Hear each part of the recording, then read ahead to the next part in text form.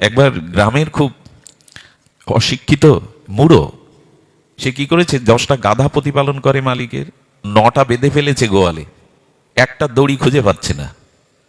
এখন ও জানে একটা হারালে আমাকে সারা বছরের বেতন আর তাড়িয়েও তো দেবে, খেতে পারবো না, 1 বছরের বেতনই নিয়ে নেবে। দড়ি আর খুঁজে পায় না। একজন প্রজ্ঞাবান সাধু যাচ্ছিলেন, মহাত্মা বলে, কিরে এত বিচলিত কেন, কাঁদছিস কেন? বলে, একটাকে বাদ বাদ দড়ি পাচ্ছি না। দূর থেকে বলছেন, দড়ি লাগবে না, বাঁধা যাবে। জ্ঞানী তো, প্রজ্ঞাবান তো, বলছে দড়ি লাগবে না, বাঁধা যাবে। বলে কেন? বলো তো গাধা, গাধাকে বাঁধবি তো তুই, তো গাধার তো বুদ্ধি শুদ্ধি নাই, ওকে দড়ি বিনাই বাঁধা যায়। কি করে? বলে, আর 9টাকে বেঁধেছিস তো, এবার ওর গলায় গিয়ে দড়ি বাঁধবার অভিনয় কর, এরকম পেঁচা, ওর পায়ে দড়ি দিয়ে এরকম পেঁচা, ও বুঝে যাবে তুই ওকে বাঁধন করেছিস, ও আর ছুটে যাবে না। তো গাধা, ওই বুদ্ধি থাকলে কি আর দড়ি নেই আমাকে বেঁধেছে, এই বুদ্ধি থাকলে তাকে গাধা বলতো না। ওর মুখে তখন হাসি ফুটেছে। ও গাধার গলে ধরে এইভাবে দড়ির মতো কয়েকবার পেঁচালো, পাটাও পেঁচালো। গাধা ভাবলো, হ্যাঁ আমিও আবদ্ধ।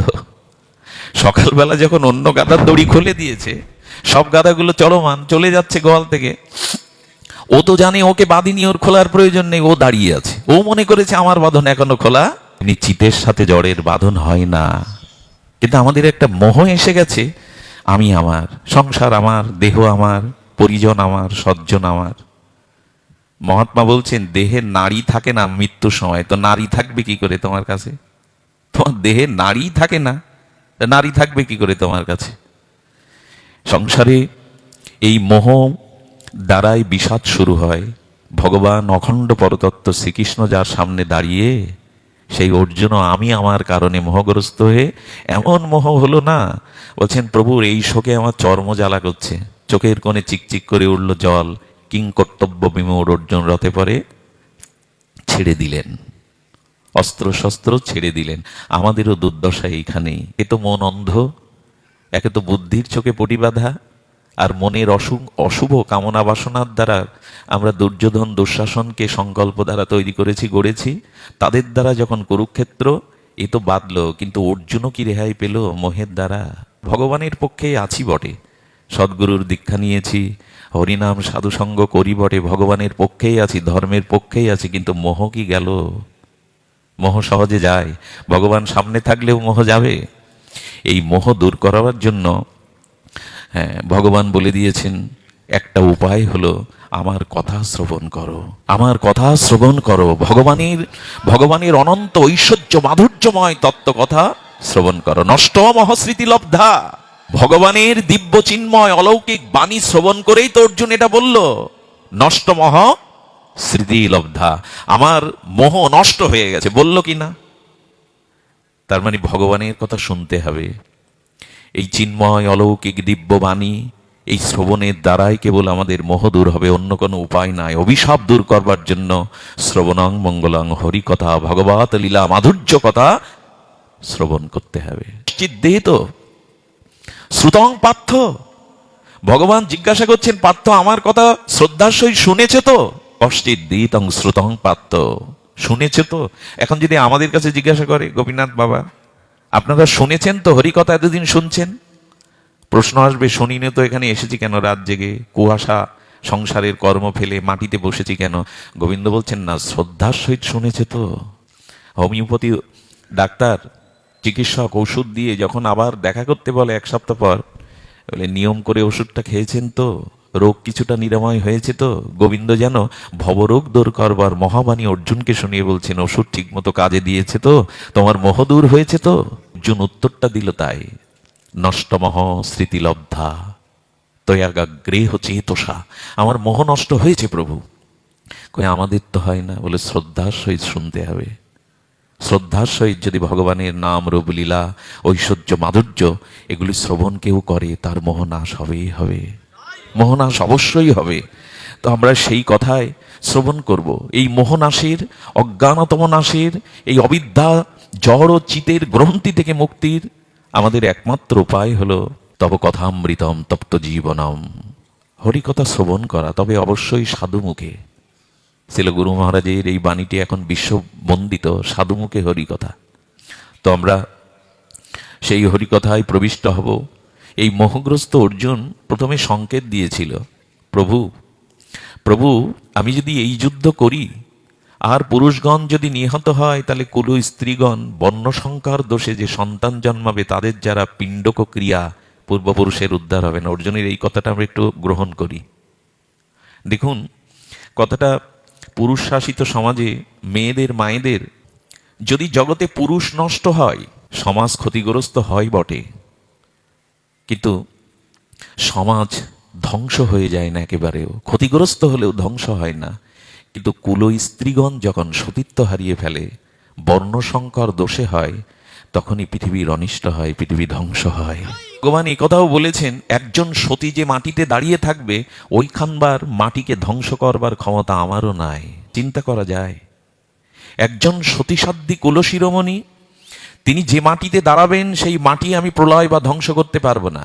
তার দৃষ্টান্ত হলো শঙ্খচূড় দত্তের দৃষ্টান্তে। এই শঙ্খচূড় দত্ত সমস্ত দেব শক্তিকে, সৎশক্তিকে পরাজিত করছে। দেবতারাও পরাভূত, দেবতারাও পরাজিত, পলায়ন রত। দেবতাদেরও স্থান নেই শঙ্খচূড় দত্তের এই বীর বিক্রমে, দত্তের বিক্রমে। ভগবানের কাছে দেবতার স্তুতি প্রণতি প্রার্থনা জানালো, প্রভু উদ্ধার করো।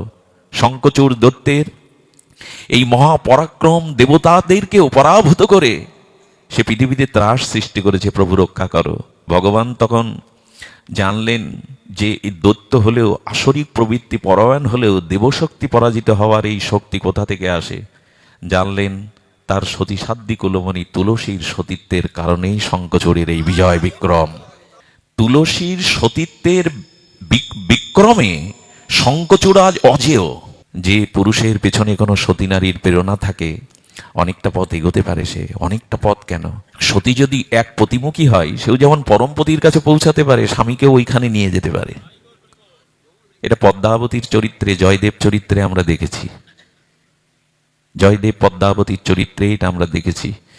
তো অর্জুনের শঙ্কা হলো, এই যুদ্ধে যদি সকলে নিহত হয় আর এই রমণীগণ কুলক্ষয়ে তারা অসতী হয়ে পড়বে, তারা বর্ণসংকরের দ্বারা যে সন্তান জন্মাবে, সেই সন্তান কখনো পিতৃপুরুষের তর্পণ তাদের আত্মকল্যাণে সমর্থ নয়। অর্জুনের এই কথাটা আজ বড় বেশি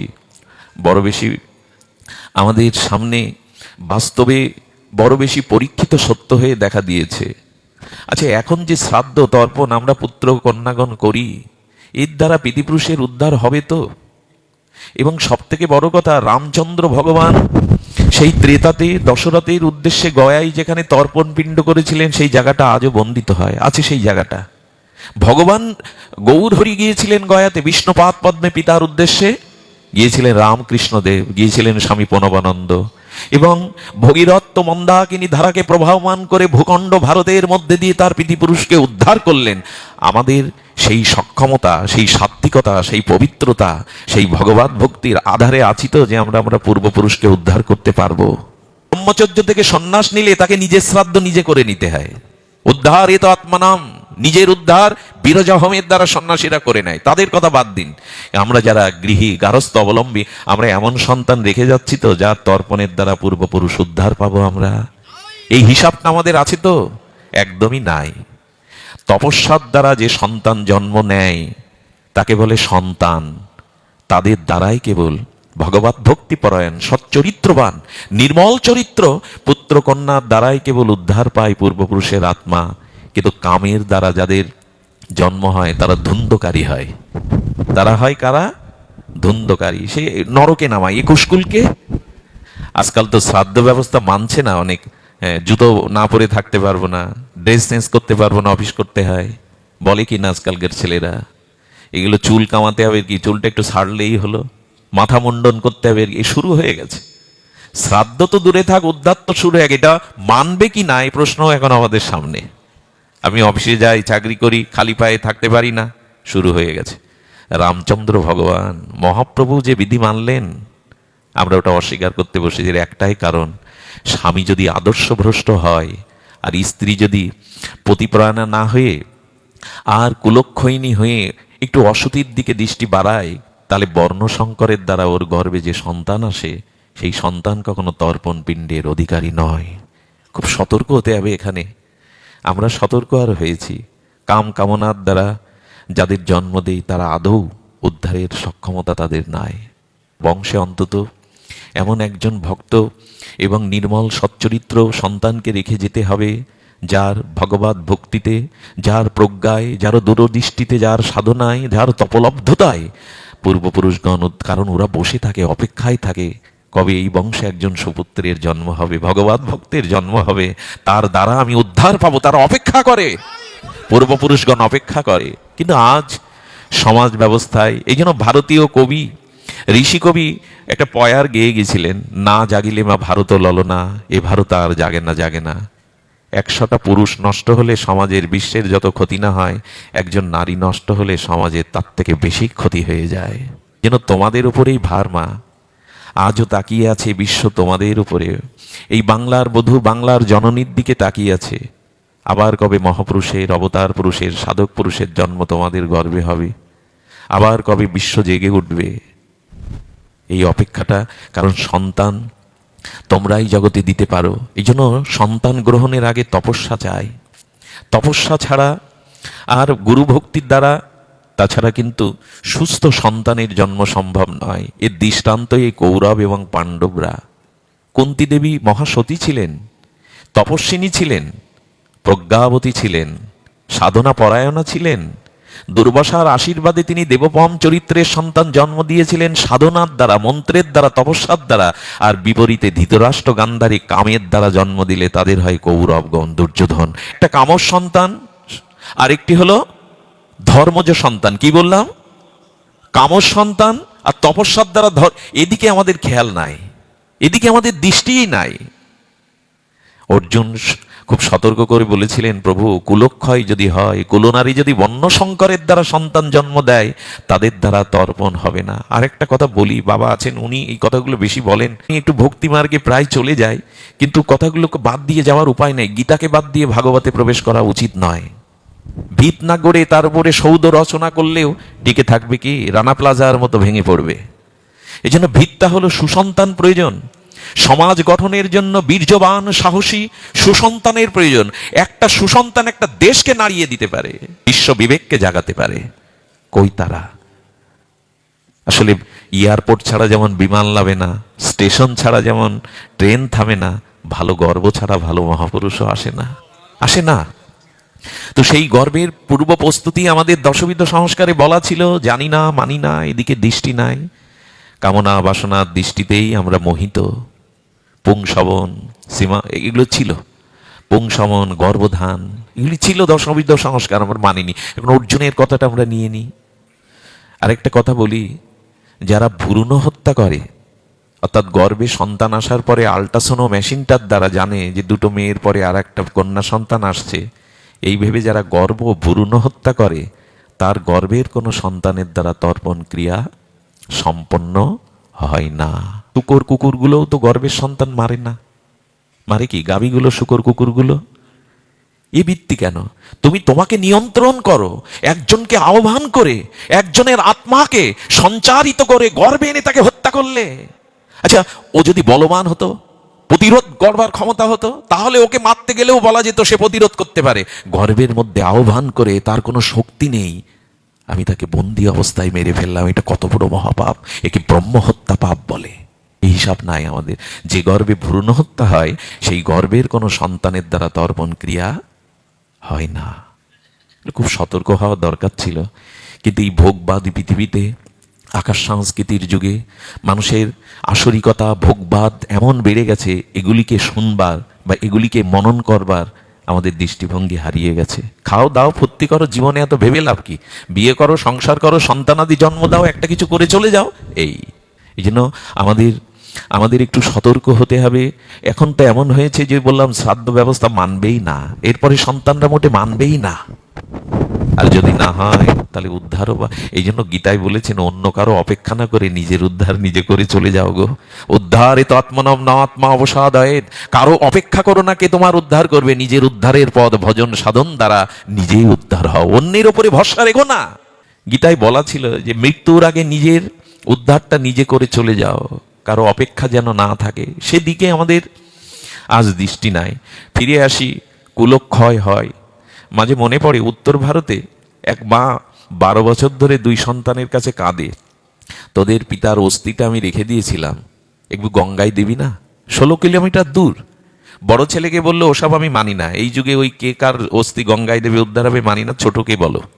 ছোট ছেলেটার কাছে মা কাঁদছে চোখের জলে, খোকা 16 কিলোমিটার দূর পতিত পাবনি সদ্য পাতকানা আসেনি গঙ্গা, যা একটু গঙ্গায় দিয়ে আয়। বিরক্তি হয়ে বলল কাল সকালে যাব। 12 কিলোমিটার গেছে, সামনে 4 কিলোমিটার গেলেই গঙ্গা, স্রোতস্বিনী গঙ্গা, কিন্তু বিরক্তি হয়ে নালার মধ্যে ফেলে দিয়ে চলে এসছে অস্থি। মাকে বললো গঙ্গায় দিয়েছি, যাও, তোমার এতদিনের দাবি আমি রেখেছি, গঙ্গায় দিয়ে এসছি। সকালবেলা মা কাঁদতে কাঁদতে বললেন, খোকা এত বড় মিথ্যাটা আমাকে বলতে পারলি? তুই তো গঙ্গায় দিসনি, তুই তো নালাতে ফেলে দিয়ে চলে আসছিস। কে বললো তোমাকে? তোমারও বাবার মতো মাথা খারাপ হয়ে গেছে। আমি গঙ্গায় দিয়ে এসছি, তুমি কি দেখতে পেয়েছিলে? বললেন, তোর বাবা বড় বেদনা নিয়ে কাল রাত্রে ভোরে স্বপ্ন দেখিয়েছে, গো কোন সন্তানকে জন্ম দিয়ে এসছি গো, যে আমার অস্থিটা পর্যন্ত নালায় ফেলে দিয়ে চলে এলো। মা হাউ মাউ করে কাঁদছে, খোকা এইটুকু না করলে পারতিস না? পাগলামি ভেবে চলে গেল। এই সব সন্তান আমরা যদি রেখে যাই, আমাদের দুর্দশার যে কি দুর্দশা। এই জন্য দয়া করে তপস্যা সাধনার দ্বারা, পবিত্রতার দ্বারা জগতে সন্তান আনয়ন করুন। আকাশের প্রদীপ যেমন সূর্য, রাতের প্রদীপ যেমন চন্দ্র, বংশের প্রদীপ তেমন একটা সুসন্তান। এটা আজ খুব দরকার। এই আচার্য পাঠকের তরফ থেকে আমি হাত জোর করে চাইবো, একটা ভালো সন্তান দিন। এই জগৎ বদলে দেবে সে, আমাদের বাতাবরণও বদলে দিতে পারে সে। একটা সন্তান দিন। আর এটা নির্ভর করে মা সন্তান জন্মদারের 4 আনা 1/4 এক অংশ নির্ভর করে পুরুষের উপরে, আর তার 12 আনাই নির্ভর করে মায়ের উপরে। কারণ দৈত্যকুলে প্রহ্লাদ এলো শুধু কয়াধুর কারণে, হিরণ্যকশিপুরের কারণে না। আর বিশ্বশ্রবা মুনির, নিকষা রাক্ষসী রাবণের মার নাম হলো নিকষা। বিশ্বশ্রবা মুনির পুত্র রাবণ কুম্ভকর্ণ হলো বটে, কিন্তু ওইখানে বিভীষণও এসেছিল। এমনি করে আমরা যদি দেখি তাহলে মায়েদের উপরেই অনেকটা নির্ভর করতে হয়, তাদের পুত পবিত্রতা, তাদের সতীত্ব, তাদের তপ সাধনার দ্বারাই একটা সন্তান জগতে। আমরা ওদিকে না গিয়ে আমার আলোচনার বিষয়বস্তুটি যেটি আমরা রেখেছিলাম সেটি হলো মোহের দ্বারা বিষাদ আর জ্ঞানের দ্বারা প্রসাদ। এই অর্জুন কি বললেন দেখুন, 2য় অধ্যায়ে 7ম শ্লোকে এসে সাংখ্যযোগে এসে কি বলছেন, এই কথাটাই আমাদেরকে কিছুটা আলো দেখাবে। অর্জুন বলছে, কার্পণ্য দোষ অপহিত স্বভাব পিচ্ছামিতাম ধর্মসং মূঢ় চেতা। গীতার এই শব্দগুলো সাধারণ নয়, আমরা এই জন্য একটু অনুধাবন করার চেষ্টা করি। যৎ শ্রেয় সৎ নিশ্চিন্তম ব্রুহিতত্মে শিষ্য। আমি কার্পণ্য দোষে, আমার উপহত যে স্বভাব, ধর্ম বিষয়ে মোহিত চিত্ত হয়ে গেছে, কার্পণ্য দোষাবহ। হে গোবিন্দ, আমার ভিতরে কার্পণ্য দোষের কারণেই কি হয়েছে, স্বভাব উপহিত দোষ এসে উপস্থিত হয়েছে। কারণ অর্জুন যুদ্ধের আগে শ্রীকৃষ্ণকে একটা প্রতিজ্ঞা করেছিল, শত্রুর সামনে কখনো আমি হাত জোড় করব না, আর যুদ্ধ থেকে আমি এক পাও পিছিয়ে আসবো না। আজকে এই প্রতিজ্ঞা কোথায়? তুমি তো গান্ডিবি ফেলে দিলে, কাঁদতে শুরু করলে। স্বভাব দোষ এসে গেল কিনা? মানুষের পতন মোহ তখনই হয় যখন মানুষ স্বভাব থেকে দূরে সরে আসে। স্বভাব যে কর্ম যদি আমরা ত্যাগ করি, তাহলে কিন্তু আমাদের পতন অবশ্যম্ভাবী। আমি মানুষ, মনুষ্যত্ব শ্রেষ্ঠ উপাধি নিয়ে সবার উপরে মানুষ শ্রেষ্ঠ বা সবার উপরে মানুষ সত্য, এই মহাজনের বাণীর আমি মর্যাদা রাখিনি। আমি শ্রেষ্ঠ কিসে? একবার কি চিন্তা করেছি? মনুষ্য জন্মটা ভজনের, ভোগের জন্য নয়। মনুষ্য জন্মটা ভজনের জন্য, ভোগের জন্য নয়। ভোগের জন্য তো শূকর কুকুর আছে, ওদেরকে বলে ভোগজনী, ওদেরকে বলে ভোগজনী। ওদের ভোগে সমাজ বাধা দেয়? ওরা ভোগ ছাড়া নিজের উদ্ধার নিজে করতে পারে? ওদের চেতনা আছে, কিন্তু সেই চেতনা নিজের উদ্ধারের পক্ষে সক্ষম। মেরুদণ্ডটাই তো সোজা করে পশুরা দাঁড়াতে পারে না। তো তুমি মানুষ, তোমার শ্রেষ্ঠত্ব কিসে যে না এই জন্মটা পেয়েছ? দেখুন, এই জন্মটা পাওয়া ভজনের জন্য, ভোগের জন্য নয়। এই কথাটুকুই যদি আমরা একটু রেখাপাত করি হৃদয়ে, একটু নোট করে নেই, আমাদের এই ভজনযোগ্য দেহ দিয়েছেন ভগবান, ভোগযোগ্য জনি আমরা পেয়েছিলাম। কৃপা করে ভগবান নির্দেহ মাদ্যং সুলভং সুদুর্লভং, এই সুদুর্লভ, দেবদুর্লভ, দেববিরিঞ্চি দুর্লভ ভজনযোগ্য জন্ম দিলেন, কিন্তু কাটালাম ভোগে। আচ্ছা, যারা মনে করে, আমরা যারা, আমার মতো যারা মাদিস মনে করে এই মনুষ্য দেহটা ভোগের, তাদের একটা কথা বলা যায়, ভোগের জন্য যে আমাদের সৃষ্টি নেই, এটা বোঝা যায় আমাদের ইন্দ্রগুলো ভোগ করতে পটু নয়। আপনি ভোগ করতে চাইলেও ভোগ করতে পারবেন না, আপনার ইন্দ্রগুলি ভগবান ভজনের জন্য করেছেন, ভোগের জন্য। আচ্ছা, একটা দৃষ্টান্ত দেই। শগুন 20 কিলোমিটার উপর থেকে মরা দেখতে পায়, আপনি 20 কিলোমিটার দেখতে পাবেন এখান থেকে? ওর ভোগ তো ওইটাই, সবকে ছিঁড়ে খাবে। এই জন্য 20-30 কিলোমিটার উপর থেকে বুঝতে পারে ওখানে মরা পড়ে আছে, আপনি টের পাবেন। যে ওটা বাদ দিন, আপনার চোখে কাজল আপনি দেখতে পাবেন। আপনার ইন্দ্রিয়ের কি এমন ক্ষমতা? চোখের কাজল কি চোখ দেখতে পায় মা? পাই কি কখনো? পায় না। ক্ষমতাটা কি তোমার? আচ্ছা, কেউ যদি দাবি করে আমি ধনী আছি, আমার ভোজন বিলাসী, আমি প্রতিদিন মাংস খাবো, বাঁচবে কি সে 2 বছর পরে? কথা বলতে হবে একটু, বাঁচবে? বাঁচবে না। কিন্তু পশু, সাপাত, ব্যাঘ্র, সিংহ, তারা প্রতিদিন মাংস খেয়ে বাঁচবে কিনা? ওদের ওদের ইন্দ্রগুলোকে ভগবান ভোগের জন্য তৈরি করে দিয়েছেন। বাঘ, হরিণ, শিশুকে, প্রাণীকে ধরে শিকার করে খাবে বলে ওদের নখগুলো করেছেন শিকার করবার মতো। তো ভগবান বিধাতা যার যেমন স্বভাব সেই অনুযায়ী তাকে সেই রূপ ইন্দ্র দিয়েছেন। এই জন্য বৈষ্ণবপদ বাবাজি এক জায়গায় বলেছেন, যারা বড় বড় হাতে নখ রাখে, বলছেন তাদের রাক্ষসী সভ্যতা, তারা এখনো সভ্যতায় আসতে পারেনি। মায়েরা কিছু অপরাধ নিয়েন না বাবা, কিছু কিছু কথা বলতে। এই নখ রাখাটা আমাদের সনাতন সংস্কৃতি নয়। নখটা থাকলে কি হয় জানেন? কোনো না কোনো দিন কোনো প্রাণীর প্রতি ওর জন্য আপনি একদিন না একদিন হিংসা করবেনই করবেন। হিংসায় আক্রান্ত আপনার দ্বারাই হবে, এটা লিখে নিন। যদি এই কথাটা সত্য নয়, আমি ব্যাসাসন থেকে নামিয়ে দিয়েন। যার হাতে বড় বড় নখ আছে তার দ্বারা অন্য কোনো প্রাণী কর্তৃক হিংসা হবেই হবে, একদিন হলেও হবে। এটা বিষাক্ত। শুকনো ঘায়ে যদি নখের আঁচড় লাগে না, আবার পেকে যাবে, এত বিষাক্ত এটি। এই জন্য বাঘগুলিকে, সিংহগুলিকে বড় বড় সুসালো নখ দিয়েছেন শিকার ধরে, ওটাই তো ওদের স্বভাব। আবার দেখবেন মাংসগুলো ছিঁড়ে খেতে গেলে শৃগাল, কুকুর, সিংহ, বাঘ ওদের 4টে সুসালো দাঁত দিয়েছেন সামনে। মানুষের এরকম দাঁত আছে নাকি? গাভীর আছে, হরিণের আছে, ওদের দিল কেন? বিধাতা ভুল করলো কি? ওনার কর্মে ত্রুটি নাই, উনি জানেন যার যে স্বভাব সেই অনুযায়ী দেহ গড়েছেন। এই জন্য মাছ মাংসটা ঠিক মানুষের খাই বটে আমরা, কিন্তু মাংসটা খাবার উপযোগী আমাদের।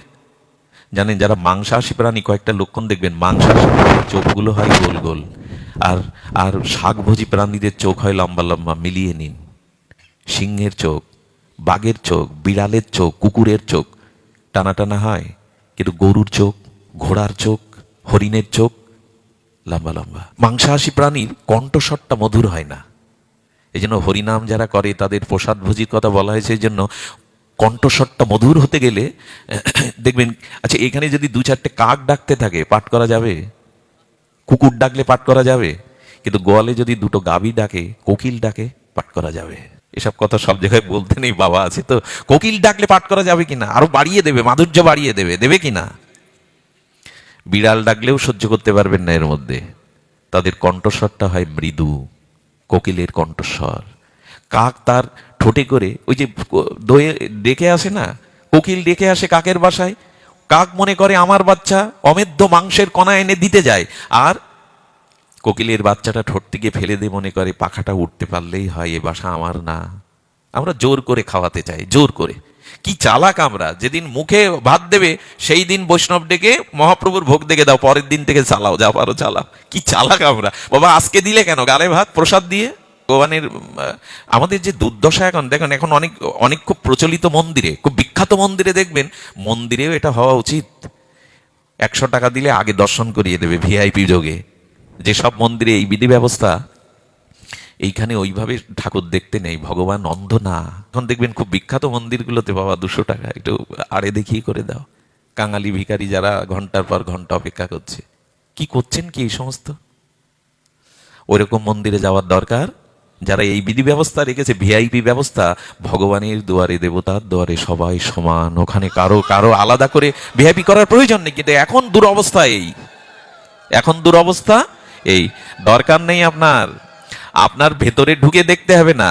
আপনি যদি সেই হৃদয় নিয়ে, শ্রদ্ধা ভক্তি নিয়ে যান, আমার মনে হয় কি জানেন, মন্দিরে আপনার দেবতার দেখার দরকার নেই ওইভাবে উপঢৌকন দিয়ে। বরঞ্চ যদি শ্রদ্ধা ভক্তি নিয়ে যান, গোবিন্দ আপনাকে দেখবে, দেবতা আপনাকে দেখবে, দেবতা আপনাকে দেখবে। আপনার দেবতার দেখার দরকার নেই, তিনি আপনাকে দেখবেন যদি শ্রদ্ধা ভক্তি থাকে। পুরীর মন্দিরে এক পতিতা গিয়েছে, বেশ্যা। মঠের যারা পান্ডা তারা ওকে চেনে, গলা ধাক্কা দিয়ে বের করেছে। জগন্নাথের প্রসাদের অধিকারী তুই নইস। কাঁদছে আর বলছে, জগন্নাথ নাম কেন নিয়েছ? তুমি যদি জগন্নাথ হও, আমি তো তোমার সন্তান, তুমি তো নাথ, আমি অনাথ না। আমাকে কেন প্রসাদ বঞ্চিত করবে? এরা করতে পারে, তুমি তো জগন্নাথ। কাঁদছে কাঁদছে, সারাদিন না খেয়ে উঠেছে। জগন্নাথ দেখলেন, আরে বাবা, প্রসাদের কি বিশ্বাস। একটা কুকুর এসে বমন করলো। উনি ভাবলেন, প্রভু তুমি তো ওই রূপে সবার সামনে আসতে পারো না, তাই কুকুর রূপ ধরে আমাকে প্রসাদ দিয়ে গেলে। বমিগুলো প্রসাদ জ্ঞানে পেতে লাগলো। জগন্নাথ ঘোষণা করলেন, ওর চুলের খোপাটা যেন আমার মন্দিরের চূড়ায় থাকে। ওর প্রসাদে বিশ্বাস হয়েছে। আচ্ছা, দেবতাকে আপনি ঘুষ ঘাস দিয়ে ভিআইপিতে দেখতে যাবেন কেন? দেবতা আপনাকে দেখতে আসবে যদি শবরীর মতো ভক্তি থাকে। রামচন্দ্র শবরীর কাছে গিয়েছিল না, শবরী রামচন্দ্রের কাছে গিয়েছিল?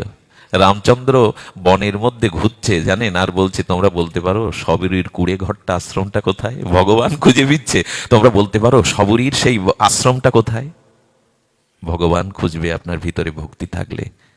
এখন দুরবস্থাটা এরকম একটা অবস্থায় চলে এসছে, সবকিছুই কেমন একটা যেন ঘোলাটে হয়ে গেছে। তো বলছেন যে দেখুন, আরো অনেক জিনিস আছে, আরো অনেক জিনিস আছে, আমি সে আলোচনায় যাব না। আমরা স্বভাব থেকে দূরে সরে এসেছি। এই জন্য অর্জুন যে স্বভাবটা তার ছিল ক্ষত্রিয়চ্যুত, আমি শত্রুর সামনে কখনো হাত জোড় করবো না, পিছিয়ে আসবো না। এখন কার্পণ্য দোষে স্বভাব অপহিত আমাদেরও গেছে। মানুষের স্বভাব হলো, আচ্ছা আপনার ঘরে চিনির ফ্যাক্টরি, আপনার 3-4টে মিষ্টির দোকান, ডায়াবেটিস। চিনি থেকে কি হবে কার্তিক দা? ভালো ভালো মিষ্টি থেকে কি হবে? ডায়াবেটিস যা, তার যদি বড় মিষ্টির দোকান থাকে, মা কি হবে? তার মানে তুমি দেখেন, ভোগের আশা আকাঙ্ক্ষা বিদ্ধ হয় না, কিন্তু শরীর বিদ্ধ হয়ে যায়। ভোগ করতে চাইলেই তুমি পারবে না।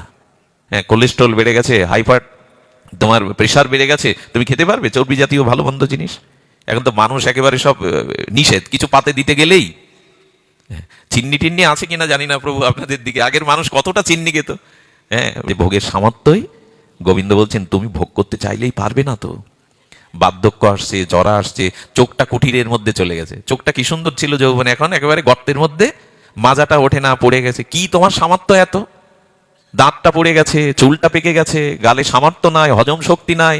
হ্যাঁ, কি সামর্থ্য তোমার আছে? যৌবনের কটা দিন দেখতে দেখতেই তো ফুরিয়ে যায়। এই জন্য ভগবান বললেন, ভোগজনী তোমার নাই, ভজনজনী তোমার। তুমি ভজন করো। আর ভজন করলেই শরীর মন সুস্থ হলে শরীর আক্রান্ত খুব হবে না। সুস্থ মন যদি হয় তাহলে শরীর দ্রুত। শুকর কুকুরগুলো তো ভোগে শান্তি পায়। আচ্ছা, শুকরগুলো কি করে?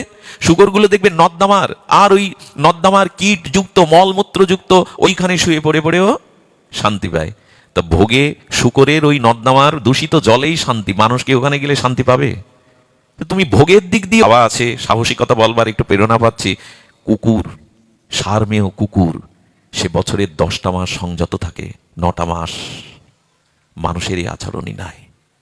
এই জন্য অর্জুনের এই কথাটি আমি আস্তে আস্তে ভাবছিলাম, কি বলবো। সারাদিন ব্যবসায়ী মানুষ, আমি তো আর ভক্তও না, ভজনশীল না, আশ্রমবাসী না, একেবারে নরকের কীট নর্দমার। ভাবছিলাম ওই কার্পণ্য অপহূত স্বভাব, আমাদের স্বভাবটাই নষ্ট হয়ে গেছে। কার্পণ্য দোষা অপহূত স্বভাব। গীতার এক একটা বাণী না একটা জীবন গড়ে দিতে পারে। গীতার এক একটি শব্দ আমাদের মঙ্গলের দিকে, আলোর পথে, কল্যাণের পথে, উদ্ধারের পথে টেনে নিতে পারে। হ্যাঁ, বলছেন ধর্ম সংমূঢ়চেতা, আমার ধর্ম কোনটা, কর্তব্য কোনটা, আমি মূঢ়ত্ব প্রাপ্ত হয়েছে বুঝতে পারছি না। কথাগুলো কিন্তু অর্জুনের না, আমার। যদি কেউ এখানে প্রশ্ন করেন এই গীতা কার জন্য, সঠিক উত্তর হলো গীতার সব বাণী আমার জন্য। বারবার করছে, প্রভু আজ তো একাদশী, একাদশীতে কি নিয়ম? মোদী ও শ্রী গুরু মহারাজের নিকটে গুরুদেব কথা খুব কম বলতেন, অন্তর্মনা হয়ে থাকতেন রাত দিন। তো শিষ্যটি যখন বারবার বলছেন একাদশী হলেই তো কি খাবো কি খাবো না, কি করবো, এইসব আমাদের তো ওই ভগবানের ভজন কোথায়, কি খাবো কি খাবো না, পারণ কখন, আজ শুরু হয়নি একাদশী, পারণ কখন তার আগে জানতে হবে। তো এইরকম ভোর কখন হবে, এরকম না। তো উনি বলছেন একাদশীর প্রভু সর্বোৎকৃষ্ট শ্রেষ্ঠ নিয়ম কি? গুরু মহারাজ বললেন কি, একাদশী শব্দটা 3-4 বার উচ্চারণ করত, একাদশী, একাদশী। বললেন ওইটাই যদি ভাবতে পারিস আজকে সারাদিন, তুই একাই কেবল জগতে দোষী, আর কেউ দোষী না। এই একাদন্যই বলেছেন। যখন মোহ আসে, বিষদ আসে, তখন কার্পণ্য দোষে স্বভাব অবহিত হয়ে যায়, অপহিত হয় স্বভাব। তখনই কি হয়? ধর্ম সংমূঢ়চেতা। তখন কর্তব্য কি, করণীয় কি, এই চেতনা থাকে না। আমাদেরও করণীয়তা কি তা আমরা ভুলে গেছি। এই জন্য এখন কি বলছেন, আচ্ছা সম্পর্কে অর্জুন আর কৃষ্ণ কি হয়, ব্যবহারিক সম্পর্কে কি হয় বাবা? ব্যবহারিক দৃষ্টিতে, আধ্যাত্মিক দৃষ্টি বাদ দেন, এই জগতের ব্যবহারিক দৃষ্টিতে শালার বোনাই, কৃষ্ণের বোন দিল না সুভদ্রাকে, দিয়ে তো। এইখানে গুরু বলছেন কেন শিষ্যস্তেমাং সাদিপাং?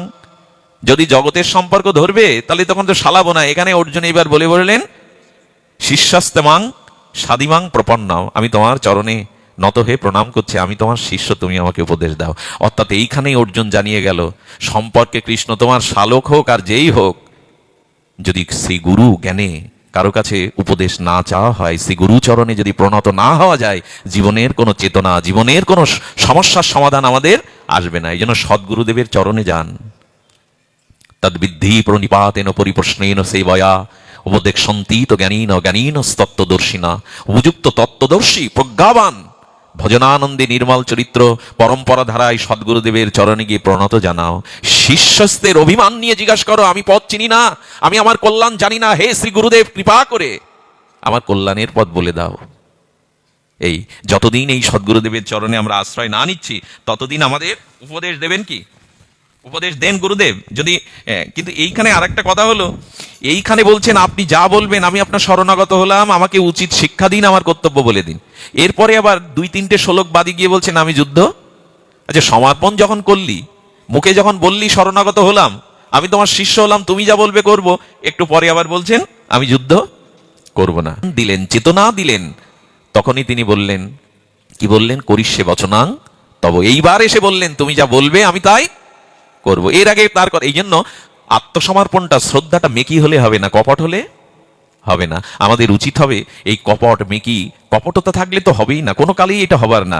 যদি কপটতা না থাকে তবেই পারা যাবে এর হাত থেকে উদ্ধার করতে। আমি গীতার ভূমিকাটা এলাম যে আমাদের মোহ দূর করবার জন্য বিশুদ্ধ জ্ঞান দরকার। মোহ থেকেই আসবে বিষাদ, আর জ্ঞান থেকে আসবে প্রসাদ। সেই জ্ঞানটা আর কিছু না, তত্ত্বেন অনুকম্পাম সুসমীক্ষ মান ভুঞ্জান এবর্ত কৃত বিপকম। আজকে প্রভু যদি একটু, বাবা যদি একটু আদেশ দেন এবং আপনার যদি একটু অনুমতি হয়, যেহেতু এটা প্রয়াত বার্ষিকী, এই জন্য ঠাকুর হরিদাসের চরিত্রটা আমরা সামান্য একটু আনবো। একটু যদি কৃপা করেন, অনুমতি দেন, তো আমরা একটু আনবো। তার আগে এইটুকু জানি যে ব্রহ্মাকৃত এই শ্লোকে আমাদের প্রজ্ঞা দরকার। এই জন্য প্রজ্ঞা দরকার, এই জন্য বললেন ব্রহ্মাজি এখানে বলছেন তত্ত্বেন অনুকম্পাম সুসমীক্ষ মান ভুঞ্জান এবাত্ত কৃতম বিপকম। হে প্রভু, আমার জীবনে পূর্বকৃত কর্মফলে যে বিপাক আসছে, বিপদ, রোগ, শোক, জরাব্যাধি আসছে, তত্ত্বেন অনুকম্পাম, তোমার তোমার তত্ত্ব বুঝে, তোমার অনুকম্পাকে উপলব্ধি করে যেন সেটা হাসি মুখে মেনে নিতে পারি। আমাদের জীবনে মা, আমাদের ধর্ম, আমাদের আধ্যাত্মিকতা, আমাদের এই পূজা পার্বণ শ্রবণ কীর্তনে আমরা ব্যবসায়িত্তিকা বুদ্ধির দ্বারা ধর্ম করতে শুরু করেছি। এই জন্য আমাদের মোহ যাচ্ছে না, বিষাদও যাচ্ছে না। কি বললাম মা? ধর্ম, কর্ম, পূজা পার্বণ, সাধন ভজন যাই করি, ওখানে ব্যবসায়িক বুদ্ধি যেন। ব্যবসায়িক বুদ্ধি কাকে বলে? আমি তোমাকে পূজা করলাম, প্রণাম করলাম, ভাগবত অনুষ্ঠান দিলাম, বিনিময় বাম হাত পেতে বললাম এইগুলো আমায় দাও। একে বলে কি? ব্যবসায়িক বুদ্ধি। হ্যাঁ, ওই যে দুর্গাপূজায় অষ্টমীর সেই শুভক্ষণে ব্রাহ্মণ মাথা নেড়ে নেড়ে আমাদের পাঠ শোনায়, আছে মার্কণ্ড পুরাণে, চণ্ডীতে আসে, এটা বলতেই হবে। কিন্তু ওর সাথে একটা জুড়ে দিলে মনে হয় খুব ভালো হতো। ধনং দেহি যশং দেহি পুত্রং দেহি যশোজহি, বলি কিনা? পুত্র দাও, ধন দাও, বিদ্যা দাও, দাও দাও। একবারও সুন্দরী স্ত্রী ছিল না, সোনার লঙ্কা ছিল না, 1,00,000 পুত্র ছিল না, রাবণ সুখী হয়েছিল? কথা বলতে হবে, সুখী হয়েছিল? কেন হয়নি? ধর্মই ছিল না, ভক্তিই ছিল না রাবণের। তো এইগুলো পেয়ে কি, ধন জন পেলে যদি সুখী হতেন, তাহলে রাবণের সুখী হওয়া আগে উচিত ছিল। রাবণের পরাজয়ের সম্ভাবনা ছিল না, কারণ রামচন্দ্রের সাথে যদি আমরা জাগতিক বিচারে রাবণের বিচার করি, সেই মুহূর্তে ব্যবহারিক দৃষ্টিতে, জগতের দৃষ্টিতে রামের থেকে বহু শক্তিশালী ছিল রাবণ। বংশের দিক দিয়ে বিশ্বশ্রবা মুনির পুত্র, পুলস্ত ঋষির বংশধর, আর রামচন্দ্র এসেছিলেন ক্ষত্রিয় কুলে। অপমান তোমার কৃপা মনে করে গ্রহণ করব। এই জায়গাটা না আসলে আমরা কি বলবো জানেন? গোপীনাথ বাবাকে দিয়ে পাঠ দিলাম, 3 দিন পাঠ দিলাম, তারপরে বাড়িতে শুরু হলো রোগ শোক বিপদ হয়ে গেল। মানে উনি আশা করেছিলেন এইগুলো দিলে ওনার বিপদাবাদ, ব্যবসা লস, ভাগবত দিলে ঘেরে মাছ, মরবে না, লস হবে না, ভাইরাস লাগবে না। এই ব্যবসায়িত্তিকা বুদ্ধি বাদ দাও। নিশ্চয়িত্তিকা বুদ্ধিতে আসতে গেলে ভগবান তোমার জীবনে যা যা ঘটনা ঘটাচ্ছেন, এটি তত্ত্বের দ্বারা অনুকম্পা আমলে মেনে নাও। এটা ব্রহ্মা বলছেন, বেদবক্তা আদিগুরু ব্রহ্মা। এর একটা দৃষ্টান্ত মনে হয়, শুভঙ্কর জানে, আমরা গতদিন আস্বাদন করলাম, অপূর্ব। এটা কোটিবার বললেও পুরাতন। আমাদের বৃন্দাবন থেকে যদি আপনি গিরিরাজ পরিক্রমায় যান, মথুরা থেকে, ওইখান থেকে গোবর্ধন পড়বে। গোবর্ধন একটা স্টেশন, ওইখানে এখন শহরও হয়ে গেছে, মধ্যম শহর। আর যদি রাধাকুণ্ড থেকে যান, তাও গোবর্ধনের মধ্যে দিয়ে যেতে হবে। তো গোবর্ধনে এক বাঙালি সিদ্ধ মহাত্মা ছিলেন, খুব লক্ষ্য করে শুনুন, লক্ষ্য তো করছেন আপনারা, খুব সিদ্ধ মহাত্মা, ভজনানন্দী মহাপুরুষ। উনি কাউকে শিষ্য করবেন না, কিন্তু এক বাঙালি যুবক আনুগত্যময়ী আর নিবেদিতা আত্মা হয়ে চরণে পড়ে রইল। বাবা বুঝলেন এর কপটতা নেই, সেবা মনোভাব আছে, ওনাকে গ্রহণ করলেন। ওকেই একাই রাখে, বাবার সেবা করে একবার রাত দিন জেগে নিবেদিতা। টাটাতে লাগলো, বড় বড় হয়ে গেল, কিন্তু একদিনের জন্য ভজনও বন্ধ করেন না, রাধারানীকে জানানো না, বরঞ্চ ওইগুলোর কথাই তোলেন না, ভজন করে চলেছেন। একদিন জল গিলতে পারছেন না, এত যন্ত্রণা, কিন্তু বলছেন না। শিষ্য হয়ে কি মেনে নেওয়া যায়? কিন্তু ওনার সামনে আবার কিছু বলার, খবরদার, আমার এই উপহার, ভগবানের দেওয়া উপহারের কারণে কোনোদিন যেন রাধারানীকে কিছু বলবি না, কোনোদিন বলবি না। কিন্তু যেদিন জল খেতে পাচ্ছেন না, সেদিন ওই শিষ্যটি, ওখানে সামনে একটা কুণ্ড আছে, সেই কুণ্ডের তীরে সন্ধ্যা থেকে কাঁদছে, হে গোবিন্দ, হে রাধা মাধব, আমার গুরুদেবের এটা যদি না সারে না, আমি প্রাণ ত্যাগ করব। আমি কি করে দেখবো চেয়েছে, তার এই যন্ত্রণা কষ্ট কি করে দেখবো? সারা রাত কাঁদলো, সারা রাত প্রার্থনা জানালো।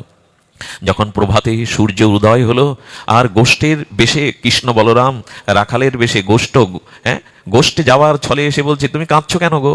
তোমার চোখ ফুলে গেছে, মনে হয় সারা রাত বসে কাঁদছো। তোমরা শুনে কি করবে? আমার গুরু মহারাজের এই ব্যাধি, আমি সহ্য করতে পারছি না, তাই সারা রাত বসে বসে কেঁদে। বলে, কেঁদে কোনো লাভ হবে না, তোমার গুরুদেব ওটা সারিয়ে দিলেও সারাতে চাইবে, ও নেবেও না, ও সারাবে না, তুমি কেঁদে কি করবে?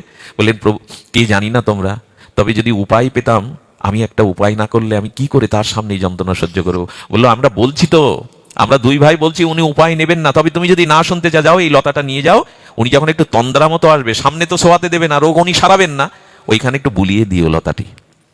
গুরুদেব জপ করতে করতে অন্তর্মনা রাধারানীর চরণ চিন্তা করতে একটু ঝিমাচ্ছেন। সাধুদের ঘুম তো ওই ঝিমানির মধ্যেই, তারা 7-8 ঘন্টা এরকম ঘুমায় না, তো সময়ও নেয় তাদের। তো ওই লতাটা, গোবিন্দ দেওয়ার লতাটা ছুঁয়ে দিয়েছেন। ছুঁয়ে দেওয়ার সাথে সাথে সকালবেলা উঠে ওই যে জপের মালা রেখে দিলে মাঝে মাঝে খুঁজি না, কোথায় গেল কোথায় গেল, উনি গলায় খুঁজে বলছেন কি, আমার মালা কোথায় গেল রে মাধব, আমার মালা কোথায় গেল? শিষ্যকে জিজ্ঞাসা করছেন, আমার মালাটা কোথায়? বলে, মালা তো আপনার গলায় আছে। বলে, না রে, ভগবানের দেওয়ায় যে 2টো মালার দানা পেয়েছিলাম, কোথায় গেল? তো সারতে পারলেই মনে করি কি একটা আমার জীবনে উপহার আর প্রাপ্তি। বলে, বেরিয়ে যা, তোর মুখ দেখবো না আমি। গুরুদেব, আপনি তাড়িয়ে দিলে আমি কার কাছে যাব? আমার যে যাওয়ার জায়গা নেই, আপনার চরণই যে আমার সব, আমি সব পেলে আপনার চরণে পড়ে রয়েছে, আমি যেতে পারবো না, আমাকে বের করে দিবেন না। আমি কি কোনো ক্ষতি করলাম? বলো, ক্ষতি করিসনি, জানিস আমার পূর্ব প্রারব্ধ বশে এই 2টো এসেছিল, এই 2টো যদি আমি তার কৃপা মনে করে ভোগ করতে পারতাম, আমাকে আর আসতে হতো না, এই জগতে জন্ম মৃত্যু চক্রে আর আসতে হতো না। তুই ওই 2টো আমাকে সারিয়ে দিয়ে আবার আমার জন্মের কারণ করে দিলি, আবার আমাকে আসতে হবে, বেরিয়ে যা। এদের চিন্তা কি ভেবেছেন একবার? এই হলো শুদ্ধ ভক্তির ভগবানের দেওয়া। বিপদকেও এরা সম্পদ মনে করে। ওরে, আমার পূর্ব কর্মফলে আমাকে আরো কয়েক জন্ম আসতে হবে যদি এটা ভোগ না করি আমি, এটা তো তার কৃপা, আমার গলার মালা। যখন কাঁদছে চরণ ধরে বললেন, উপায় একটা আছে, যদি ওনটা ভজনের দিকে যায়, এই 2টো কল্যাণ হয়। যার একমাত্র ছেলের ক্যান্সার ধরা পড়েছে, সমাজ বাঁধবে, সে বিবাহ উৎসবে যায়, বউ হাতে যায়, সিনেমা দেখতে যায়, আড্ডা দেয়, তাস খেলে। যার একমাত্র ছেলের ক্যান্সার হয়েছে, দুঃখ আমাদের। আর সুখ এলে 2টো জিনিসের ক্ষতি হয়। ভাগবত বলছেন, সুখ এলে 2টো জিনিসের ক্ষতি হয়। একটা হলো পূর্বের পুণ্যের দ্বারা এই সুখটা এসেছিল, এটা ক্ষয় হয়ে গেল, আর সুখের মধ্যে দিয়ে ভগবানের দিকে মন যেতে চায় না, ভোগের দিকে মনটা প্রভাব হয়। এই জন্য সুখ দুঃখ যেটাই আসুক, এদিকে না ফিরে তার কৃপার দিকে চেয়ে থাকবেন প্রভু। উনি বলছেন, যদি ফিরিয়ে দিতে পারিস তাহলে আবার আসিস, নালে মুখ দেখাবি না। আবার সেই সারা রাত জেগে কুণ্ডে, বেশি দিনের ঘটনা না, শুনুন সেই মর্মস্পর্শী ঘটনা। কাঁদছেন, সারা রাত কাঁদলেন। গোবিন্দ আর বলরাম রাখাল বেশে এসে সেই বালক বেশে বলছেন, কিরে, তোকে বলেছিলাম না তোর গুরুদেব এটা সারবে না, কেন নিতে গেলি? তোকে আগে বলিনি আমি?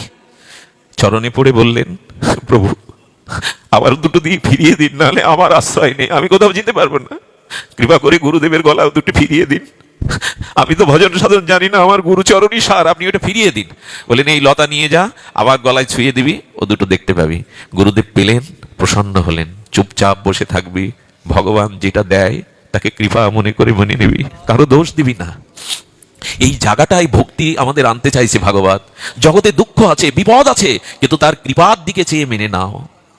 তার কৃপা, জানেন এই শীতের সময়, মাঘের শীতে, পৌষের শীতে সন্তান ধুলোবালি মেখে এসেছে, স্নান করতে চায় না, মা হাত ধরে জোর করে জলে চুবায়, কারণ এই ময়লা থাকলে তার রোগ হবে, ব্যাধি হবে। আপাত কষ্ট হলেও মা জানে এই ঠান্ডা জলে স্নান করানো কষ্ট ওর মঙ্গল বয়ে আনবে। তেমনি ভগবানের দিকে, তত্ত্বের অনুকম্পার দিকে যদি তাকান, তাহলে বিপদটাও ভগবানের দিকে এগিয়ে দেবে, আপনাকে সম্পদের মতো এগিয়ে দেবে। তাই আসুন আমরা একটু চেষ্টা করি যে যাতে নমামি হরিদাসং তং চৈতন্য তঞ্চ তৎপ্রভুম সংস্থিতা অপি মূর্তি সাংকে জনত্ব নত্তজ। শুধু ভক্তগণ, এখানে লক্ষ্য করুন, ঠাকুর হরিদাস তিনি কি করছেন? মহাপ্রভু সন্ন্যাসের পরে 7 দিনের জন্য অদ্বৈত ভবনে এসেছিলেন। নিত্যানন্দ প্রভু সচিমার প্রাণ রক্ষার্থে, নবদ্বীপের ভক্তের প্রাণ রক্ষার্থে মহাপ্রভুকে বৃন্দাবনের পথ ভুলিয়ে এনেছিলেন শান্তিপুরে। প্রভু চলে যাবেন কাল। সবার শেষে ঠাকুর হরিদাস এসে পিছনে চলে দাঁড়িয়েছে। আপনাদের একটা কথা বলি, আমাদের গৌড়ীয় বৈষ্ণবের দৈন্যই হলো প্রধান। যেখানে দৈন্য মানায়, সব জায়গায় দৈন্য নয়। হরিদাস ঠাকুর যেমন কাজীর সামনে বলেছিল, খণ্ড খণ্ড হয় যদি দেহ মন প্রাণ তবু না বদনে ছাড়ি। একজন শাসকের সামনে, রাজার সামনে কথা বলার ক্ষমতা লাগে না, এইখানে কিন্তু দৈন্য না। কিন্তু মহাপ্রভুর কাছে যখন আসতেন হরিদাস, আপনারা শুনলে আশ্চর্যান্বিত হবেন, মহাপ্রভুর সামনে হরিদাস কখনো দাঁড়াননি। মহাপ্রভুর সামনে কোনো দিন, যিনি ব্রহ্মার অবতার, যিনি নামাচার্য হরিদাস, তিনি কখনো মহাপ্রভুর সামনে দাঁড়াননি, পেছনে দাঁড়াতেন। আর কি বর চেয়েছিলেন জানেন? প্রভু গৌর ভক্তগণের, গৌর পার্শ্বদগণের সামনে যেন কোনোদিন আমার মাথা উঁচু না হয়, আমার মাথা যেন উঁচু না হয়। পেছনে দাঁড়িয়েছে, একটু লক্ষ্য করুন, হরিদাসের নির্যানটা বড় হৃদয়কে ভেঙে দেয়। প্রভু পেছনে তাকিয়ে বলছে, হরিদাস কিছু বলবে? সামনে আসো না কেন? প্রভু আমার যে যোগ্যতা নেই, আমি পামর, স্পর্শ দোষে দোষী, আমি তোমার সামনে যাব কি করে? কিছু বলবে? কি বললো জানেন? লীলা চলে চলিলে তুমি মোর কোন গতি, লীলা চলে যাইতে মোর নাহিকো শকতি। লীলা চলে এখন তো যে কোনো লোকই যেতে পারে না, কিন্তু ঠাকুর হরিদাসের জন্মে কিছু নাই গো। আমার কি গতি হবে প্রভু? লীলা চলে তুমি চলেছো, কিন্তু আমার কি গতি হবে? লীলা চলে যাইতে মোর নাহিকো শকতি। হরিদাস দন্য করো সংবরণ, তোমার দন্য ফাটে মোর মন। মহাপ্রভু হরিদাস তুমি এমন দন্য করো না, তবে জগন্নাথে আমি নিবেদন করব যাতে জগন্নাথ তোমাকে লীলাচলে নেয়। আচ্ছা, প্রভু বলতে পারলেন না যে আমি তোমাকে লীলাচলে নেব? যেই কৃষ্ণ সেই তো জগন্নাথ, সেই তো গৌর। কিন্তু ভক্তেরও যেমন দন্য, আমার গৌর ভগবানেরও দন্য। দেখুন, বললেন আমি জগন্নাথকে প্রার্থনা জানাবো যাতে তোমাতে নিয়ে নেয়। হরিদাস ঠাকুর গিয়েছিলেন। মহাপ্রভু জানতেন আমার হরিদাস কোনোদিন গৃহ বাঁধবে না। জানেন, হরিদাস কোনো গৃহ কখনো, এই বেনাপোল জঙ্গলে একটা ছোট্ট কুঠির করেছিল, তাও লক্ষ্যহীরাকে দিয়ে গেল ঝোপঝাড়ের মধ্যে।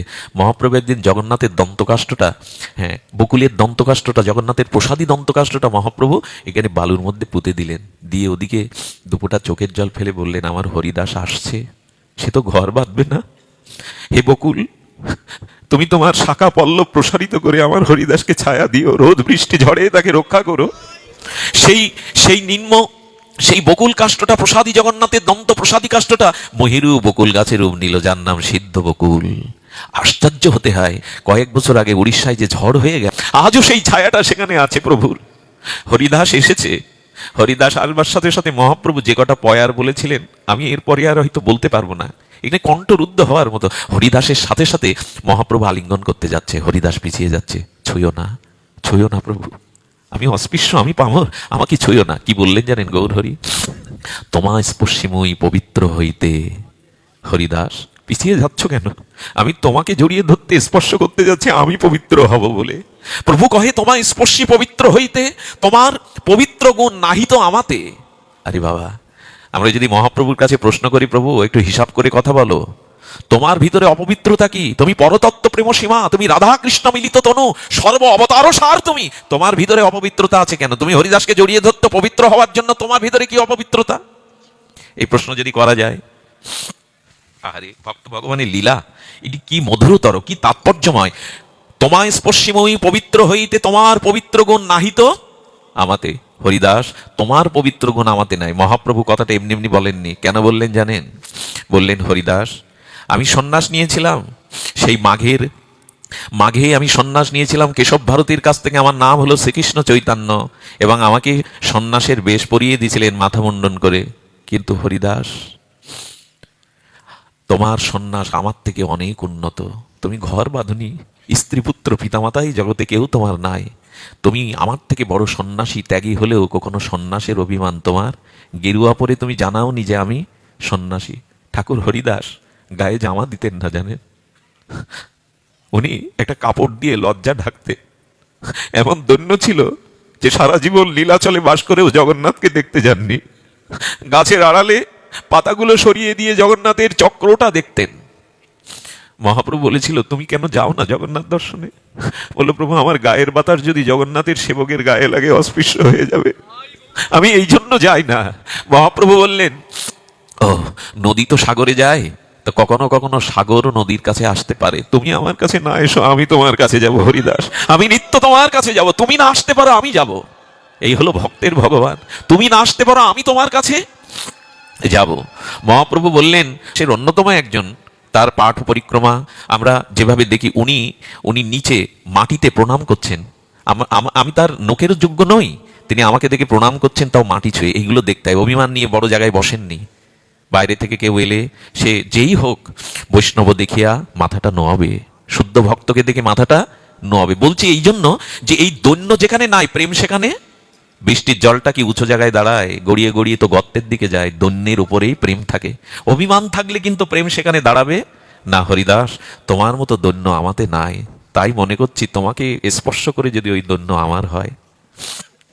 সারাক্ষণ করো তুমি চারিবেদ অধ্যয়ন, দ্বিজনাসী হইতে তুমি পরম পাবন। হরিদাস ঠাকুর স্কুলে গেছে কিনা জানি না, কিন্তু গ্রন্থের প্রতি, শ্রবণের প্রতি তার খুব লক্ষ্য ছিল। প্রচন্ড ভাবে উনি শ্রবণ করতেন, সদ্গ্রন্থগুলি, ভাগবত ভক্তি গ্রন্থগুলো শ্রবণ করতেন। মহাপ্রভু বললেন, এই যুগে যারা হরিদাসের মতো দৈন্যের সহিত হরিনামকে আশ্রয় করেছে, তারা সারিক্ষণ বেদ অধ্যয়ন করার ফল পায়, তারা সর্বতীর্থ। সারাক্ষণ করো তুমি সর্বতীর্থে স্নান, হ্যাঁ, ক্ষণে ক্ষণ করো তুমি যজ্ঞ তপদান। ঠাকুর হরিদাস যজ্ঞ করেছেন, হ্যাঁ, এরকম জানা যায় না, কিন্তু যিনি সর্বসাধন সিদ্ধ, সর্বসাধন শিরোমণি, সর্বমন্ত্র মহামন্ত্র পরমোৎকৃষ্ট হরিনাম যারা দৈন্যের সহিত গ্রহণ করে, তারা সর্বযোগ্য দান তপস্যার ফল তারা পেয়ে যায়। সাধ্য সাধন তত্ত্ব যা কিছু সম্বল, হরিনাম সংকীর্তনে মিলিল সকল। এই জন্য আমাদের উচিত হলো যে দৈন্যটাকে রক্ষা করা এবং দৈন্যের সহিত ভগবানের ভজন করা। আমরা এবার চলে আসি এই ডাকটা শোনার জন্য উৎকণ্ঠ হয়ে থাকে হরিদাস। হরিদাসের কাছে গোবিন্দ দাস প্রসাদ নিয়ে যেতেন। এই দেখুন, আমার মহাপ্রভুরও কোনো উনন ছিল না। কি অদ্ভুত! গৌর ভগবানের তিনি যে গাম্ভীর্যের মধ্যে থাকতেন, মহাপ্রভুর কোনো রন্ধনশালা, কাশী মিশ্রের আলাই থেকে প্রসাদ আসতো, জগন্নাথের প্রসাদ আসতো। এই ছাড়া মহাপ্রভু কোনোদিন 12 বছর রন্ধন করে, কি জাতীয় মহাপ্রভুর আদর্শের সাথে কোনো তুলনা হয়? তেমনি আমার হরিদাসও রাঁধবেন না। হরিদাসের জন্য মহাপ্রভু কি করেন? প্রভু প্রসাদ পাওয়ার পরে যে অবশিষ্ট অধরামৃত, ওইটা সেবক গোবিন্দ দাসের দ্বারা পাঠিয়ে দেন। গোবিন্দ দাস প্রসাদ এনেছে, ঠাকুর হরিদাস মৃদু মৃদু করে 3 লক্ষ নাম সংকল্প পূর্ণ করছেন। ওখানে নামাতে বললেন, প্রসাদটা বন্দনা করে এক রজকণা মস্তকে আর জিহ্বায় দিয়ে বলছে, গোবিন্দ নিয়ে যাও। 3 দিন এমনি করে প্রসাদ ফিরিয়ে দিল, 3 দিন কিছু মুখে দেয়নি। গোবিন্দ দাস বলছেন, প্রভু তোমার হরিদাসের মনে হয় কোনো ব্যামো হয়েছে, 3 দিন প্রসাদ পাচ্ছে না। গোবিন্দ, কেন আগে বলনি? প্রসাদ পাচ্ছে না আমার হরিদাস, কেন 3 দিন পায়নি? 3 দিন প্রসাদ পায়নি, এই একবেলা করে 1 মুঠো করে পায়, আমারও তুমি কেন বলনি? মহাপ্রভু ছুটে এলেন। আর দিন মহাপ্রভু তার ঠায় আইলা। এই দেখুন কবিরাজ কৃষ্ণ গোস্বামীর তার অক্ষরে যেটা বলছেন, আর দিন মহাপ্রভু তার ঠায় আইলা, সুস্থ হও হরিদাস তাহাকে পুছিলা। হরিদাস, তুমি সুস্থ তো? মহাপ্রভু এসে জিজ্ঞাসা করছেন, তুমি সুস্থ তো? নমস্কার করিতিহ কইল নিবেদন। হরিদাস ঠাকুর মহাপ্রভুকে দেখলেই আগে সাষ্টাঙ্গে প্রণত হতেন। কি বলছেন? নমস্কার করিতিহ কইল নিবেদন, শরীর সুস্থ মোর অসুস্থ, সর্ববেদের নির্যাস, সর্বশাস্ত্রের নির্যাস। হরিদাস বুঝলেন, এ শরীর তো পুড়ে ছাই হবে, মাটির নিচে দিলে পোকায় মাটি করে ফেলবে, তাই প্রভু শরীরের অসুস্থতা অসুস্থ না, এ তো জরামরণ ধর্মী, এ তো নাশ হবেই, কিন্তু আমার মন আর বুদ্ধি অসুস্থ। মহাপ্রভু একটু হাসলেন, তোমার মন অশুদ্ধ হরিদাস, তোমার বুদ্ধি অশুদ্ধ? বললেন, কেন শুনবে না প্রভু? আমি আগের মতো আর শঙ্কা নাম সময় মতো করতে পারছি না। এই জন্য আমি জীবনে এই কথাটা জানার পরে অনেক ভেবেছিলাম, জানেন মানুষের প্রকৃত অসুস্থতা, অসুখ কোনটা জানেন? প্রকৃত অসুস্থতা হলো ভগবানের ভজন না করতে পারা। ভগবানের ভজন না করতে পারাই হলো প্রকৃত অসুস্থতা। হরিদাস ঠাকুর আগের মতো বৃদ্ধ হয়ে গেছে, তো আগের মতো 3 লক্ষ সংখ্যা নাম সময় মতো করতে পারছেন না। তাই বলছেন, প্রভু সংখ্যা নাম সময় মতো পূরণ করতে পারছি না, এই জন্য আমার মন আর বুদ্ধি। কতটা দেহ বেশ ত্যাগ হলে এই কথা বলা যায় মা? এই জন্য হরিদাস ঠাকুর বলছেন, প্রভু প্রভু কহে কোন ব্যাধি কহত নিশ্চয়, দেহ কর সংখ্যা নাম না পুরাই। তোমার কোন ব্যাধি? বলছেন, আমার ব্যাধি হলো আমি সংখ্যা নাম আগের মতো আর পূরণ করতে পারছি না। এইখানেই বৈষ্ণবপদ বাবাজি মহারাজ বলেছিলেন একটা কথা, ভক্তদের এই হলো অনুভব। মহাপ্রভু বলছেন, সংখ্যা নাম কমিয়ে দাও, তুমি নাম সিদ্ধ মহাপুরুষ, তোমার নামের মহিমা জগতে প্লাবিত হয়েছে, প্রচার হয়েছে, তুমি বিদ্ধ হয়েছো, সংখ্যা অল্প করো। আচ্ছা, ভগবান যদি আপনাকে আমাকে বলতেন মালা জপ আজ থেকে আর করা লাগবে না, হরি নাম করা লাগবে, আমি নামামৃত পান না করলে বাঁচবো না। জানেন, একাদশীর দিনে শুদ্ধ ভক্তরা শান্তি পায়। আজ ঝামেলা গেল, খাওয়া দাওয়া রান্না বান্না ঝামেলা, আজ নিশ্চিন্তে গোবিন্দের গ্রন্থ অধ্যয়ন করতে পারবো, জপ করতে পারবো। এই জন্য ঠাকুর হরিদাস বলে চলেছেন, প্রভু প্রভু আমি সংখ্যা নাম পূরণ করতে পারছি না, বলে প্রয়োজন নাই, বললেন এই বুদ্ধি যেন না হয়। ও হরিদাস, সিদ্ধ দেহে তুমি সাধনে আগ্রহ কেন করো? তোমার দেহটা সিদ্ধ, তুমি সাধনে আগ্রহ করছো কেন? হরিদাস লোক নিস্তারিবে, এই তোমার অবতার, নামের মহিমালোকে করিল প্রচার। হরিদাস, নামের মহিমা তোমার প্রচার হয়েছে, তুমি লক্ষ্যহীরাকে 3 দিনেই বৈষ্ণবী করে দিয়েছো। তোমার কথায় মুখের সাপ চলে যায়, সেই ফুলিয়ার গুফার মধ্যে যেখানে হরিদাস নাম করছেন, ভক্তরা বলছে ঠাকুর এর নিচে কোনো বিষাক্ত সাপ আছে, এই মাটিটা বিষময় হয়ে গেছে, এখানে বসে তোমার নাম শুনবো, কিন্তু যন্ত্রণা জ্বালা সৃষ্টি হয় মাটিতে। হরিদাস হাত জোর করে বলছেন, ওগো কেউ যদি থেকে থাকো, ভক্তদের কষ্ট হচ্ছে, তুমি এখান থেকে সরে যাও। একটা বিষাক্ত সাপ, বিষধর প্রকাণ্ড সাপ বেরিয়ে মাথা নত করে হরিদাসকে প্রদক্ষিণ করে চলে গেল। যার মুখের কথায় সাপ চলে যায় গো, হ্যাঁ, মুখের কথায় সাপ চলে যায়। প্রণাম করে যাওয়ার সময় সাপটা যেন এই কথাই বলে গেল মহাজনের অনুভূতিতে, প্রভু সর্পজন্ম নিয়ে এসেছি, ভজনের যোগ্য নই, আশীর্বাদ করো আগামী জন্ম যেন ভজনযোগ্য মনুষ্য শরীরে নিয়ে নাম করতে পারি। সাপটা চলে গেল। হরিদাস, হরিদাস তোমার নামের মহিমা তুমি জানিয়েছো, খণ্ড খণ্ড হয় যদি দেহ মন প্রাণ, তবু না 22 বাজারে বেত্রাঘাত করলো ওরা তোমায়, তারপরেও তুমি নাম বদনে ছাড়োনি। দেহ যদি খণ্ড খণ্ড হয়, তুমি বলেছো নাম তুমি ছাড়বে না। হরিদাস, তুমি সর্বকে, তুমি মায়াদেবীকে পর্যন্ত শিষ্যা করলে হরি নাম দিয়ে, লক্ষ্যহীরাকে উদ্ধার করলে, তোমার নামের মহিমা প্রকাশ হয়েছে, তোমার সিদ্ধ দেহ সংখ্যা অল্প করো। হরিদাস চোখের জলে বলছেন, প্রভু যতদিন জগতে রাখো যেন নাম বঞ্চিত না হয়, নাম ছাড়তে পারবো না প্রভু। দেখুন, একেই বলে ভজনের দৃঢ়তা। মহাপ্রভু এসেছেন, মহাপ্রভু আসার পরে যখন এরকম প্রশংসা করছেন, মহাপ্রভু পরের দিন এলেন। শুনুন, সেই সময়, আমরা যে সময়ের জন্য প্রতীক্ষা করছিলাম এতক্ষণ, সেই সময়টা এখন আমাদের নিটকে। এটা বলেই হয়তো আমরা পাঠ বিশ্রাম করব। মহাপ্রভু এসেছেন। মহাপ্রভু আসার পরে যখন প্রশংসা করছেন, তখন কানে আঙুল দিয়ে হরিদাস বলছেন, রৌরব হইতে কারি বৈকুণ্ঠে চড়াইলা। প্রভু আমার প্রশংসা করছে আমার মতো হীনের, আমার মতো অস্পৃশ্যর। তবে শোনো, যেটুকু হরিদাসের সম্পর্কে তুমি বলছো প্রভু, এই রৌরব হইতে বৈকুণ্ঠে তুমিই চড়িয়েছ। আজ যদি হরিদাসের কিঞ্চিত কিছু হয় প্রভু, তোমার অদ্বৈত প্রভুর শ্রাদ্ধের অন্ন পর্যন্ত তুমি আমাকে খাইয়েছ। বৈষ্ণব সেবার এত মহিমা কেন জানেন? কেউ কষ্ট পাবেন না, কাউকে আঘাত দেওয়ার কথা না, তবু সত্যটা তো প্রকাশ করতে হবে। অদ্বৈত প্রভু দৃঢ় কণ্ঠে, বীর পঞ্চানন উনি বলেছিলেন, সিদ্ধান্ত মনে শুনি উনি বলেছিলেন, হরিদাস তুমি যদি এক মুঠো খাও, তোমার মতো নিষ্কিঞ্চন ভক্ত যদি এক মুঠো খায়, কোটি ব্রাহ্মণ সেবার সমতুল্য হয়, কোটি ব্রাহ্মণ সেবার সমতুল্য হয়। বৈষ্ণব সেবার মহিমা প্রকাশ করলেন। ব্রাহ্মণ বৈষ্ণবকে আমাদের মানতেই হবে, প্রণম্য। কিন্তু তিনি অদ্বৈত প্রভু বলে দিলেন, জানেন, এক বাঞ্ছা হয় মোর বহুদিন হইতে। এক বাঞ্ছা হয় মোর মানে আমার একটা ইচ্ছা অনেক দিন ধরে আমি বুকে লুকিয়ে রেখেছি, কিন্তু বলতে পারি না প্রভু। বহুদিন হতে এক বাঞ্ছা আমার মনে হয়। হ্যাঁ, কি জানেন, লীলা সংবরিবে তুমি লয় মোর চিতে। এই কথার ব্যাখ্যা করবার মতো যোগ্যতা আমার নাই গো। হরিদাস বলছেন, প্রভু অনেক দিন থেকে একটা বাঞ্ছা, ইচ্ছা, অভিলাষ বলবো করি। সেই ইচ্ছাটা কি জানো? তোমার আগে যেন আমি জগৎ থেকে চলে যেতে পারি, তোমার আগে যেন আমার শরীরটা পড়ে। মহাপ্রভু চাউল, হ্যাঁ, এই তরজাটা অদ্বৈত প্রভু গৌর আনা নিদিত, গৌরকে এনেছিলেন, আবার বিদায়ের পত্র তরজার দ্বারা দিয়ে দিয়েছিলেন। সেই দিন থেকে মহাপ্রভু চিন্তা করেছেন, আমি অপ্রকার। এরকম যাওয়া দেখেছেন কোনো জায়গায় পাঠ করেছেন? এরকম দেখেছেন অক্ষরটি, এরকম পয়ারটি? বলেন, প্রভু অনেক দিন থেকে একটা ইচ্ছা, সেই ইচ্ছাটা হলো তোমার আগে আমি যেন জগৎ থেকে চলে যেতে পারি। লীলা সংবরিমে তুমি লয় মোর, আমার মন বলছি তুমি আর বেশি দিন প্রকট লীলায় থাকবে না। এবার হরিদাস চোখের জলে কাঁদতে কাঁদতে ওই কথাই বলছেন, কি সেই লীলা প্রভু মোরে কভু মোরে না দেখাইবা। তুমি যেদিন চলে যাবে সেই লীলাটা যেন আমাকে তুমি দেখিও না। ওটিতে মার যখন সিজার করে, ওটিতে অনেক মা ডাক্তারকে বলে দেয়, ডাক্তারবাবু আমি যদি মরে যাই ক্ষতি নেই, আমার সন্তানটা জগতের আলো দেখাবেন।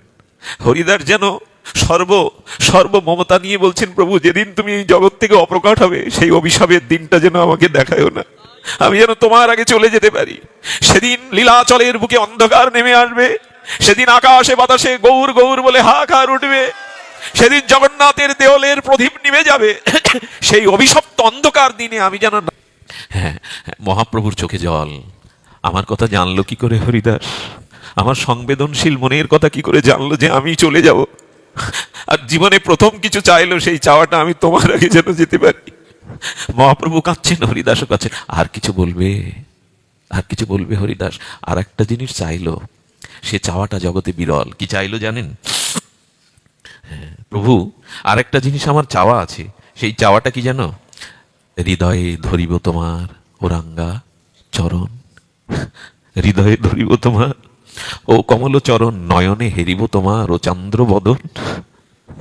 দ্বিতীয় ইচ্ছাটা হলো এই, জিহ্বায় উচ্চারিব তোমার শ্রীকৃষ্ণ চৈতন্য নাম, এই মতো ইচ্ছা মোর ছাড়িব পরাণ। প্রথম চাইলো কৃষ্ণ চৈতন্য উচ্চারণ করব, এই বলতে বলতেই যেন আমি আমার পরাণ ছাড়তে পারি, আমি জগৎ থেকে যেতে পারি। আমি যেন এইভাবে যেতে পারি। আমাদের মনে হয় এই যারা গৌর গোবিন্দের চরণাশ্রয় করেছেন, শুদ্ধ ভক্তির পথে এসেছেন, তারাও ভগবানকে এই প্রার্থনা জানাবেন, প্রভু আমার অন্ত সময় স্ত্রীর মুখ না দেখি, পুত্র কন্যার মুখ না দেখি, যেন তোমার চরণটা, তোমার বদনটা নয়ন মনে দেখতে দেখতে হা গৌর বলে, হা চৈতন্য বলে যেতে পারি। এই প্রার্থনাটা যে মহাপ্রভু নীরব হয়ে গেছেন, পাথর হয়ে গেছেন এই প্রার্থনা শুনে। মহাপ্রভু নীরব, মহাপ্রভু নীরব। কি বলবেন ভগবান? কি বলবেন ভগবান? কারণ কি জানেন? মহাপ্রভু এই জন্য নীরব হয়ে গেছেন। হরিদাস ভক্তের অনেকেই আছে, ভক্তের অনেকজনা আছে, কিন্তু ভগবানের ভক্ত ছাড়া তো কেউ নেই। ভগবানের তো ভক্ত ছাড়া কেউ নেই। আমি আপনাদের খুব দৃঢ় করে বলতে পারি, ভগবানের ভক্ত ছাড়া তার আপন কেউ নাই। আমাদের অনেকজনও আছে, কিন্তু ভগবানের একমাত্র আছে। এই জন্য তিনি ভক্তাধীন, ভক্ত ছাড়া ভগবান থাকতে পারেন না। এই জন্য মহাপ্রভু নীরব। হরিদাস যেন বলছেন, নীরব হলে হবে না, আমার অনেক দিনের অভিলাষ পূর্ণ করবে না গৌরহরি? মহাপ্রভু তখন বলছেন, প্রভু কয়, হরিদাস তুমি যে মাগিবে, হরিদাস তুমি যে মাগিবে, কৃষ্ণ কৃপাময় তাহা অবশ্য পূরণ করিবে। এই দেখুন, এখানেও মহাপ্রভু নিজের ইচ্ছার প্রকাশ করছেন না, বললেন কৃষ্ণ কৃপাময়, তোমার ইচ্ছা কৃষ্ণ পূরণ করবে। কৃষ্ণই তো তুমি, তুমি বলতে পারছো না আমি তোমার ইচ্ছা পূর্ণ করব? এখানেও ধন্য, এখানেও ধন্য।